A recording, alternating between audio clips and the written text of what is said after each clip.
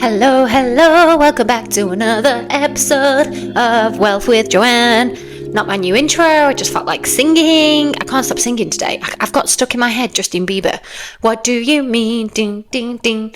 And I think it's because I was just downstairs and Joseph is teaching online and he's having to go through all of his students' courseworks. And I feel like every call that he's on, the kids are just saying, what do you mean? What do you mean? What do you mean? It brings back memories. It does bring back memories. I remember having the same song stuck in my head when I was marking work, just writing all over the work, what do you mean? I'm forever singing Justin Bieber. Anyway, I hope everyone's okay.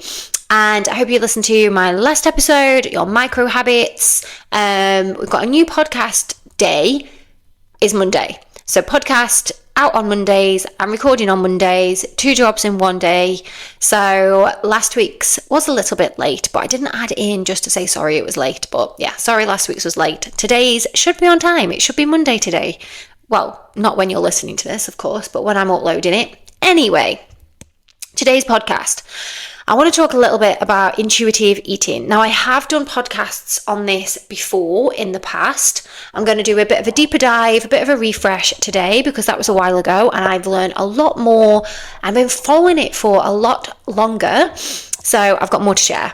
So intuitive eating, what is it and how to do it easily? So I used to plan before, years ago, my day would be planned around what I could and couldn't eat. And I know that a lot of women do this and it takes up so much mental space.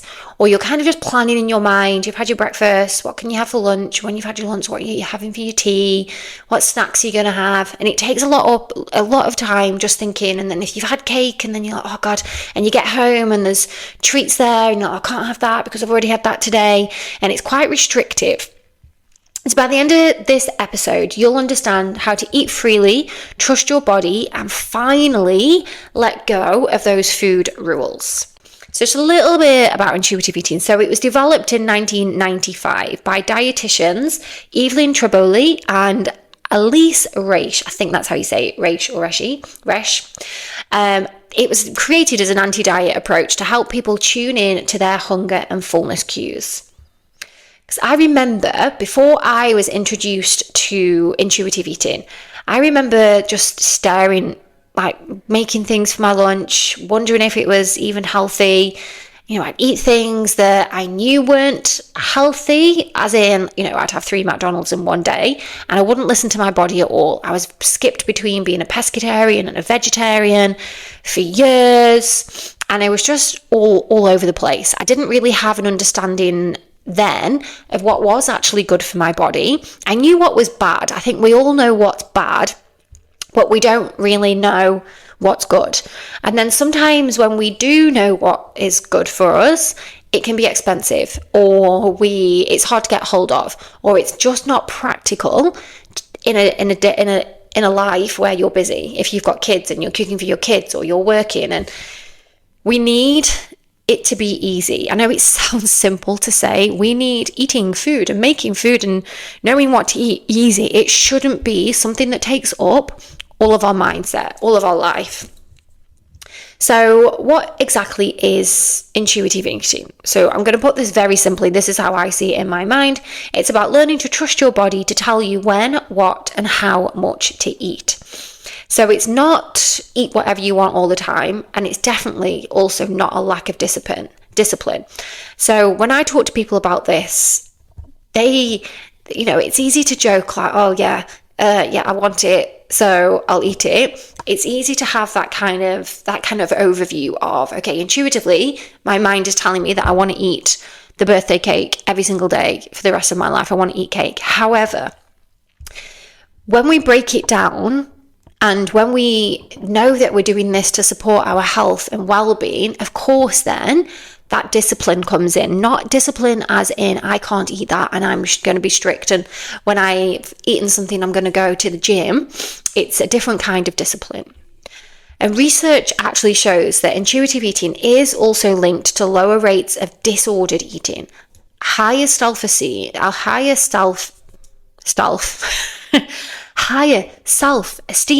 There we go, I said it.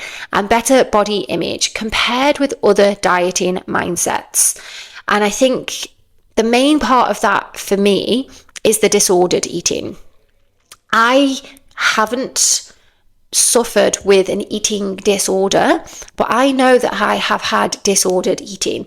I have restricted myself from eating things and tried to punish myself and skipped food or skipped meals because I feel like I've already ate too much that day, you know, that kind of thing, which I think if we all hold our hands up, we have done at some time. So not an eating disorder, but disordered eating. There's a slight difference. So not a medical diagnosis, but just a weird control that we try and do around our food. So, you know, we have these stupid rules. Remember when Towie first came out and it was no carbs before barbs, or, you know, you change that to no carbs after 6 p.m. But then what intuitive eating allows us to do is that you might notice that your body is actually craving something warm and filling like carbs. And instead of strict, no, I can't eat that, you honor that. But you honor that with discipline, and you honor that sensibly as well. Again, I'm going to get into this. And a lot of people do struggle with intuitive eating. And when I mentor and I introduce this to my mentees, it takes a while for them to also get used to it. It takes a while for them to get out of their mind and then get into the body. And that's where intuitive eating is. Whereas other eating is just in the body, and you're restricting, and you're looking in the mirror and you're seeing what you look like, and you're not eating certain things because you don't like the way you look. Intuitive eating is listening to, following your mind, and is this good for me? Is this going to make me feel good? But intuitive eating can be hard for many of us because it's new. And a lot of us have been dieting for years, and we learn to bury internal hunger cues. We learn to ignore those hunger cues. So when I speak to people about intuitive eating and I explain that part of it is eating when you're hungry, stopping when you're full, we have to retrain ourselves. We have to get that stomach-mind connection again.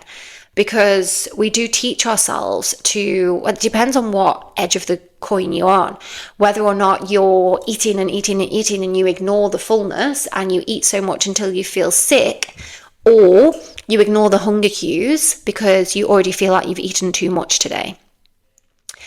And intuitive eating also takes into account that stress and emotional triggers can often hijack our eating patterns as well.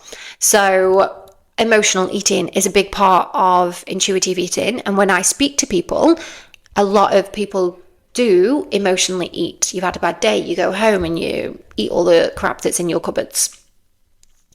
There's about 80% of people who lose weight on a diet regain it within about a year.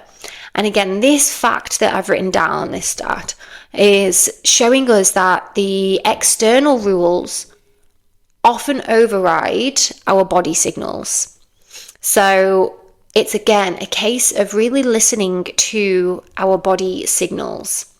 And I know I've just said this, but just think about it. When you're stressed, when you're bored, when you're anxious, you eat. And then what you might do is feel guilty. So you feel guilty for what you've eaten. And that's not how we should be. Food is fuel. Food is good for us. Even food, and then we don't label anything good or bad, but I'm just going to do it here just because we're at the beginning of the podcast. Even food that you might say is bad for you, we shouldn't feel guilty. So eating the cake and then feeling guilty after. Now, when we do have that guilt, that is just your nervous system trying to cope. And that is your nervous system showing you that there might also be some rewiring. A lot of us grew up seeing our mums eating disordered, not in having an eating disorder, but disordered eating, skipping meals. And I know I can say that from my mum. She wouldn't eat with us sometimes. And I know I've seen a lot of Instagram reels where they show, it's discussing where our body image and food problems come from when you're growing up in the 90s and your mum has like, they exaggerate, but like the mum has like an almond and goes, oh, that's it, I don't need to have any food later. But I'm sure we can all relate to that in some way as well. And also another interesting one is you're not allowed to leave the table until your plate is clean. Again, that is also something within intuitive eating, and something that has probably been drilled into a lot of you, especially if you were a 90s kid like me. You had to eat everything on your plate. I remember being around one of my nans and her saying that the starving children in Africa, and I'd eaten this Sunday roast, and I couldn't eat the last bit, mashed potato and beef. Oh, and I was so full, but I had to eat it because of the starving children in Africa. So we'll break intuitive eating into 3 simple pillars that you can start today. Listen to this podcast and you can go and start. The first one, eat when you're hungry. So notice early signals like low energy, irritability, or thinking about food. So if you have any of those, you're going to reach for something. You're going to eat. Maybe that's just a snack. Maybe it's not a meal time, so you're going to reach for a piece of fruit. I've actually just done this. I'm feeling a little bit hungry. So I've just gone downstairs and I had a banana before I start recording the podcast. Stop when you're satisfied is pillar 2. So aim for, I could eat more, but I don't need to. And pillar 3, remove food rules. Nothing is off limits. Now, what this does is helps to reduce cravings and guilt. So you'll know when you say, I'm not eating XYZ, that's all you think about. And studies show that people who eat according to their internal cues do have better mental health and less disordered eating long term. And I can vouch for this because both of my mental health and my disordered eating has improved. I know I talk about my sugar addiction quite a lot. I'll talk a bit about that here, as I just spent Lent not having sugar. I feel like I've broken the habit there, but now Lent is over. Like at the weekend, it was Easter. So, I had some Easter eggs, had a bit of sugar. I had a little bit of brownie this morning because they were giving it away in the supermarket. And I'm not going to feel guilty about it because now I've had it.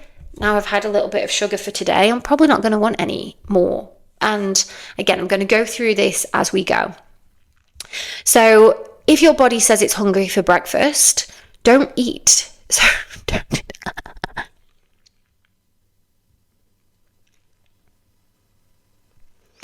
So if your body says it's hungry at breakfast time, eat. Don't wait because some rule says to skip it. Now, if you wake up and you're not hungry, it could be a sign that you're, something's going on there. We should be waking up a little bit hungry. Skipping breakfast actually sets you down for the rest of the day. It's not setting us up, but it's setting us, it's putting us on the back foot for the rest of the day. So if you wake up hungry, eat something. If you wake up just a little bit hungry, eat a little something. If you're one of these people that really don't wake up hungry, try to have a little something, a piece of fruit before you have your coffee, just so you've got something to set you off for the day. So there are actually 10 principles of intuitive eating. I'm going to read the 10 out, but then we're just going to focus on a small amount. So number 1, reject the diet mentality. Let go of diet rules and the idea you need to fix your body with restriction. Number 2, honor your hunger. Eat when your body tells you it's hungry and don't ignore internal cues. Number 3, make peace with food. Give yourself unconditional permission to eat all foods without guilt. Number 4, challenge the food police. Notice those voices in your head saying you're good or bad or, for not eating or eating certain things, and question them. Also, people, not just the voices in your head. Feel your fullness. Check in with your body while you're eating. Stop when you feel satisfied and not stuffed. Number 6, discover the satisfaction factor. Enjoy your food. Eating should be pleasurable, not just fuel. Number 7, cope with your emotions without using food. Learn ways to soothe stress, boredom, or sadness that don't involve eating automatically. Number 8, accept your body's shape and size. Treat it with kindness, not criticism. movement. Allow yourself to move, exercise in ways that feel good to you and that energize you. And number 10, honor your health with gentle nutrition. So make food choices that honor both taste and nutrition. And this comes back to not obsessing over it. So we're not obsessing over perfection. Now, what I want to go through is going to blend those things in, but I don't expect you to remember all of those. So we've split it into the 3 pillars. Again, you'll notice those 3 pillars are a condensed version from the 10. So eat when you're hungry, stop when you're satisfied, remove food rules. That's quick. And then we can start bringing this in. First step, so I'm not going to use the 10 principles. I've split these up into steps for you. Of course, if you want to go through the principles again, you can listen to them. But I would say start with these steps because I've taken into account, these are what I share when I'm mentoring. So step 1, reconnect with your hunger. Pause and ask, am I physically hungry or emotionally triggered? So again, is it that you've had a bad day, you've been stuck in traffic, someone's annoyed you, and you go home and you reach for the biscuits, the sweets, the things in your cupboard? Are you actually hungry? Now, what I sometimes do, if I'm feeling a bit like that, I'll have something to drink.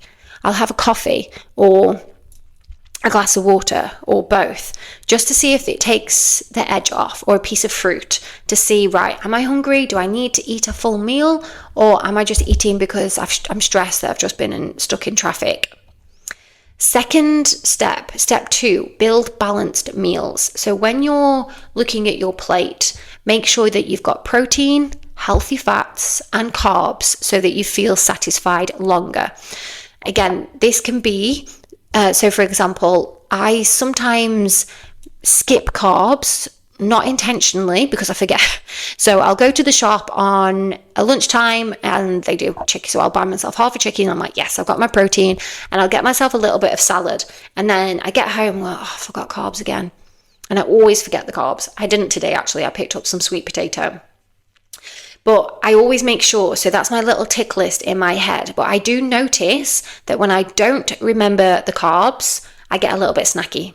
And I need, I feel like I need something else. I don't stay full for as long as the days when I do remember to get a little bit of rice or a little bit of pasta. Most of the time, I do go to the deli counter. The shop's also just around the corner. And then I cook one evening meal a day. Of course, we only have one evening. So step 3, slow down while eating. Put your fork down between bites and check in halfway. And I also want to add here, I haven't written it in my notes, turn off the TV, don't look at your phone, so that you can really just absorb the food, but pay attention to eating. Because when we're not paying attention, our mind is not connecting with that feeling of fullness.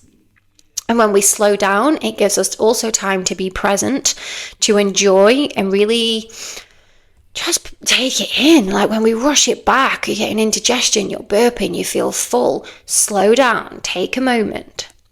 Step 4, allow all food without guilt. When nothing is forbidden, urgency goes down. So if you have a Kit Kat, if you have some chocolate, don't feel guilty after. If you end up eating the whole chocolate bar, don't feel guilty. Reset the next day. Intuitively, when you reach for the chocolate, of how much of this do I really need? Do you just want a little treat? Okay, have a little bit. And then the intuitive part comes in of, do you need to eat the whole thing? How is that going to make you feel? And for me, when I'm trying to cut out sugar, I know I've mentioned the guilt. Sometimes I'll eat and I'm like, oh God, I feel gross after that. Like the sugar slump is ugh. So I remind myself of that. If you guts all of that down, you're not going to feel good after. So then I'll only have what I need, small amount. And again, that's not restrictive. That's thinking, do you want to feel sick after? No, I don't. So I'm going to have a small part. And step 5, regulate first, then decide. So I kind of mentioned on this already, but if it's emotional eating, take a breath, go for a walk, take a moment, have a bath. and then choose, have a drink of water, have a coffee. Because if it's, again, a bad day, regulate your nervous system first. If you're eating because you're angry, regulate your nervous system first. Bring yourself down into a calm state, then go into the kitchen. And research shows that intuitive eating interventions can reduce symptoms of binge eating and improve body appreciation. And this is something that the feedback that I get from my mentees, that they don't binge as much because they take a moment and they reflect, and it's not restrictive. It's, do you need that? And I think if you've got kids, it's the same as how you try and teach your kids. Like, you don't need to eat all of that sugar. You don't need to put, all of that into your body. You try, and it's not because you want to restrict them. It's because you don't want them to eat too much sugar, because you know the effects of that too much, what having too much sugar can do. So, and I do this. I like to ask myself before I snack, am I hungry or am I stressed? And just taking a moment just to notice is normally enough, especially when you've had practice. The amount of times I've opened the cupboard where we keep the treats, I'll open it, I'll look at it, and I'm like, right, am I just eating because I'm bored? Is it just because I'm sat on the sofa doing nothing? And then if it is, I'll shut the cupboard, and then maybe I'll have a yogurt instead, because I don't need the chocolate, because I don't need the sugar. I just need something to fill a gap. So I'll have a yogurt, or again, I'll have a glass of water. I'll put an electrolyte in my water just to give it a bit of flavour, and it kind of takes that edge off then, without me just reaching for the sugary snacks. And common mistakes, because we all make them, no matter what we're doing anywhere in life. And some mistakes can slow progress. That's normal. That's in whatever you're doing, whether you're going to the gym and you skip a few days, or you're on a roll with going to class and then you skip a couple of weeks and you notice that the progress slows down. So we'll go over a few little mistakes here that I find that people make, and myself. The first would be expecting it to feel natural immediately. And this is the main thing that I find that people are like, oh, I just can't, they can't get their head around the permission of it and the taking time. And this is a skill. Even though it's called intuitive eating, it's not instinctive eating, because if we were just following instinct, we'd just eat whatever, we're just following it. So it's taking a moment and learning that skill of, okay, I'm just going to pause and take time and refresh and, see if I actually need this. The second mistake is using intuitive eating as another diet. It's not a diet. It's actually anti-diet, because there's no list of foods that you can't eat.